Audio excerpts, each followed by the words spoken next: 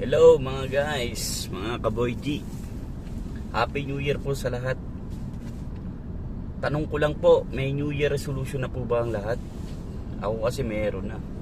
One time po kasi may nagtanong sa akin na may problema yata sa asawa.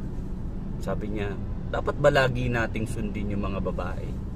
Sabi ko, oo naman. Dati yun. Kailangan natin sila sundin.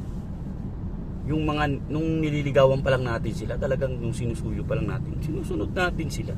Pero hello, 2025 na, magising na tayo sa katotohanan na hindi lahat ng gusto ng babae nasusunod.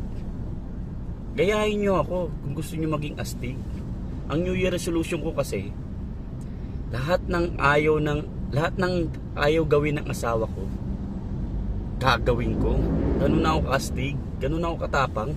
Lahat ng ayaw niya, gagawin ko. Gusto niyo ba ng example? Halimbawa, ayaw niya maglaba. Siyempre ako maglalaba. Dapat magpakatatag tayo. Dapat lagi tayong matigas. Ayaw niya maghugas. Siyempre, ako ang maghuhugas. Ayaw niya magluto. Siyempre, ako magluluto. Ganun ako kastig. Kaya kayo mga lalaki, kung gusto nyo maging katulad kong maging astig, no? Kayain nyo ako. Gawin nyo yung mga ayaw gawin ng asawa nyo. Para mapakita natin kung gaano tayo kalakas at gaano tayo kamacho. Ganun tayo. Yun ang New Year resolution ko ngayon. Move on na. Matapang tayo. Diba?